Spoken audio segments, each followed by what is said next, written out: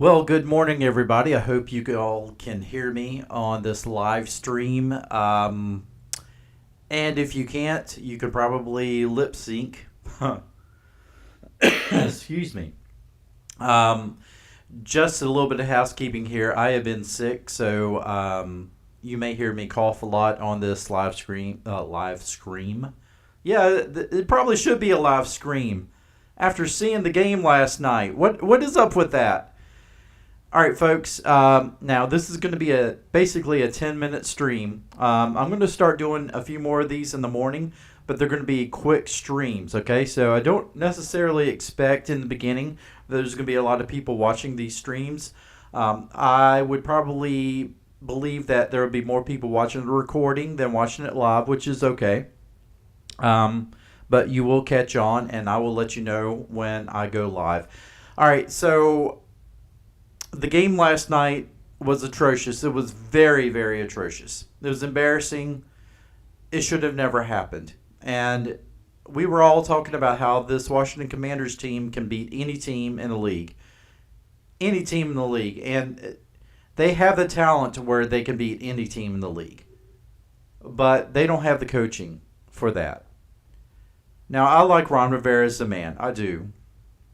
He's went through so much here in his time in Washington. He's battled cancer.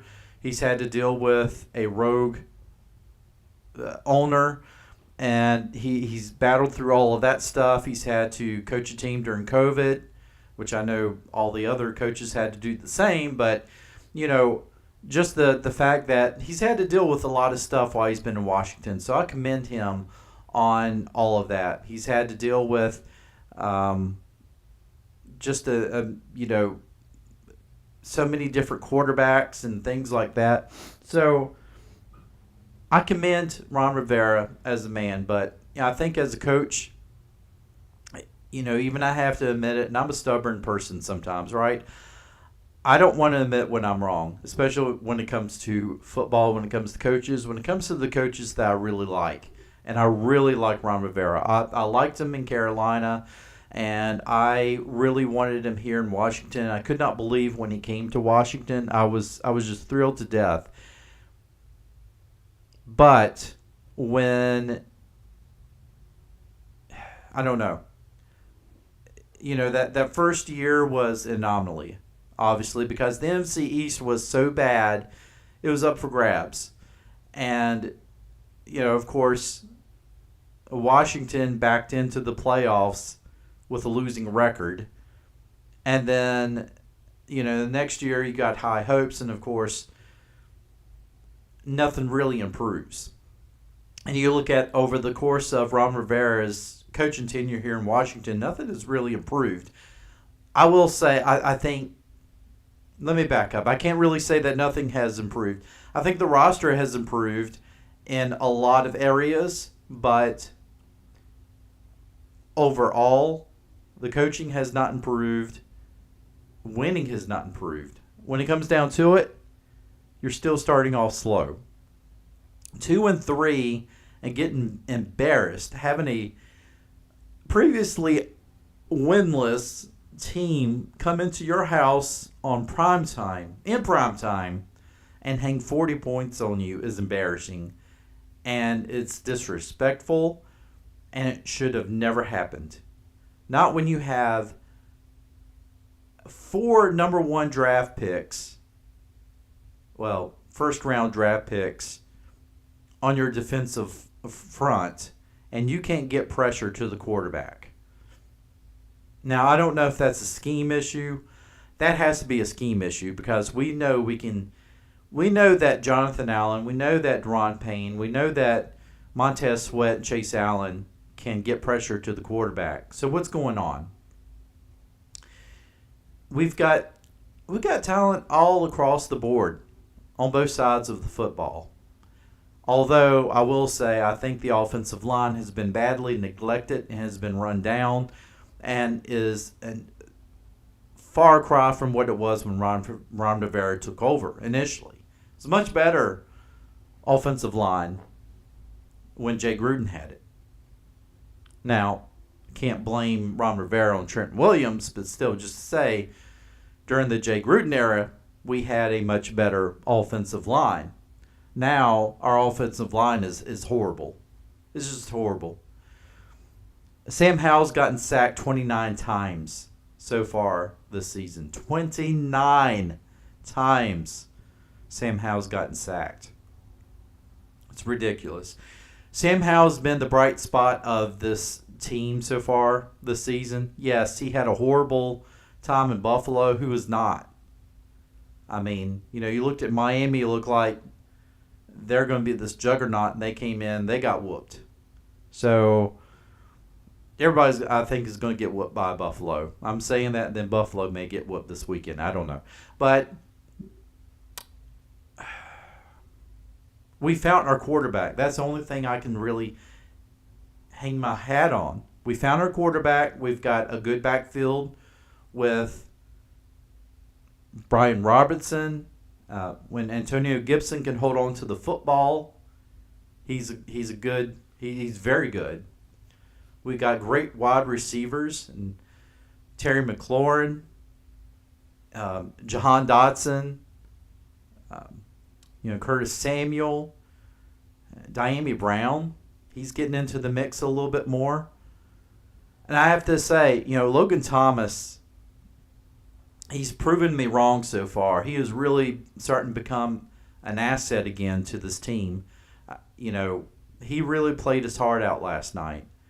And, he dropped one pass that was unfortunate. I felt like we should have,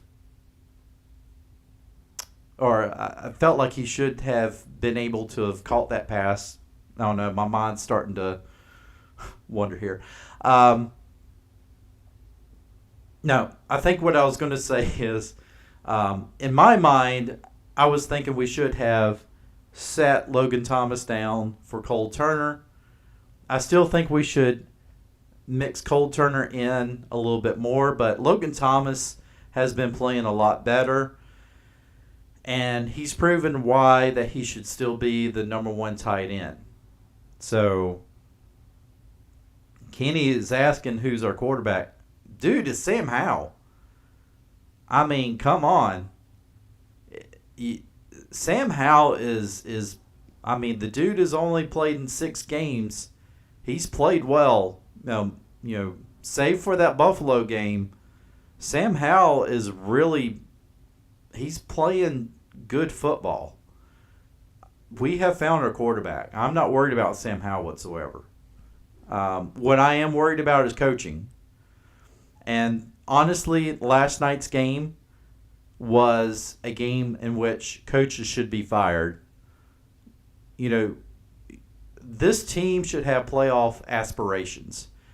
And it should be playoff or bust. Playoff or nothing.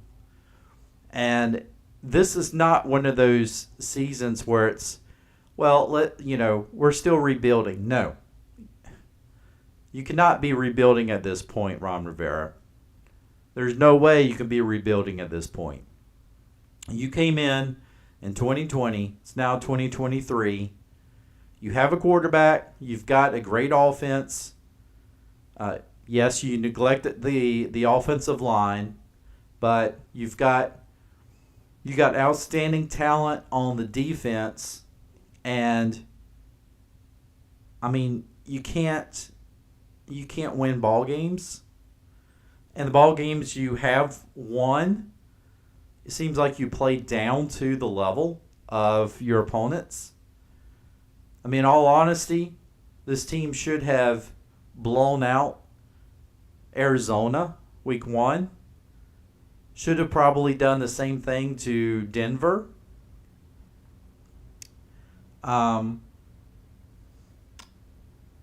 Buffalo game, I picked that game for us to lose. The Eagles game I knew was going to be tough, but that was a game that, honestly, the way they played that game, they should have won that game. And last night's game should have been a gimme for them. And they lost that game by a lot. They allowed a winless team come in and hang 40 points on them in their house. It's disrespectful. It's horrible. I'm embarrassed as a fan, and I think all of us fans should be embarrassed. Obviously, this goes far beyond ownership. Excuse me. Honestly, this goes far beyond ownership because this is not the ownership's problem at this point. This is coaching. The coaches did not have this team ready for Thursday night. They had them ready for Sunday. This past Sunday, they did not have them ready for Thursday night. Ron Rivera said that during halftime, he let the team speak. I don't always understand that, and maybe it's because obviously I didn't play in the NFL, so NFL players are going to be like, you have no room to talk.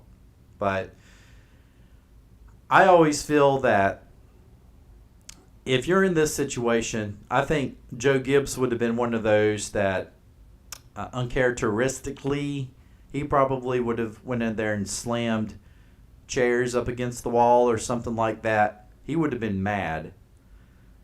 He would have said something to his team. I think at that point, you don't sit back. Yes, you want your team to be accountable for each other, but I think at some point the team has to know that their coach is mad, and there's going to be consequences if they don't win this game. And I believe that that's part of it too. There's no consequences to losing. And maybe that's how that the coaching staff should start approaching this, because obviously there is going to be consequences to losing. They're going to lose their jobs. And I don't know if this coaching or this ownership is going to be the ones that's going to be like, we're going to go ahead and we're going to start letting people go during the season. Probably not. It seems like it'd be a little uncharacteristic for this type of ownership group. I mean, you had Josh Harris up there smiling and laughing and looking like he was having a great time while the team was down 27-3. I was a little embarrassed about that. I mean, I love it that he seems like he's a very lovable guy. Such a stark contrast from what we had before, but at the same time, I'm kind of like, I want to see him get mad because he should be angry. It's okay. I know you're, Josh, I know you're in this honeymoon phase right now of buying the team. Everybody loves you, and you know what? The fans are going to love you just as much if you are stark raving mad over what happened last night. You think Magic Johnson was happy? No. Magic Johnson was upset. Magic Johnson is a winner. He's a champion. He's proved it. I have been able to watch Magic Johnson win so many championships on the basketball court. Growing up, it was something. It was a sight to behold, watching him play basketball, championship level basketball, and then him as an owner of sports franchises and winning championships like that. He is not happy. He wasn't sitting up there smiling. He's taken note. And he said he does not invest in franchises to lose. He wins championships. So you better believe that Magic Johnson, he is not going to be up there. He's not going to invest in a team just to own a team and that team not to ever go anywhere. So I'll say this, and I'm going to have to get off the stream because this is not my only job. I have to actually go and work. But ownership needs to really, I know that they're evaluating from top down, but they really need to look at this. And if they really want to see this team succeed this year, I think personally They need to make some big decisions. I think this is the week right now. Maybe tell Ron Rivera, I don't think Jack Del Rio is working out. I think you let him go. I think you elevate one of the other coaches on defense to DC, and you see how that goes for the rest of the year, and then we'll evaluate you. Folks, again, these streams are kind of surprise pop-up streams, but I wanted to get this video out. I am surprised that I didn't cough at you throughout the whole thing. I have had no voice, and I've had coughing, and so I've had to have my buddy Brandon on the last video quarterback that one. So we will get together and we will totally evaluate everything. We'll go over the benching of Emmanuel Forbes. We'll go over all of that. We'll go over the inconsistencies with the defense. Just the studs and duds, basically, is what we'll go over. And, yeah. So, folks, I hope you have a great Friday. I've got to get to work before I get too late. And with that said, peace be with all of you guys. I will see you in the next one. Take care.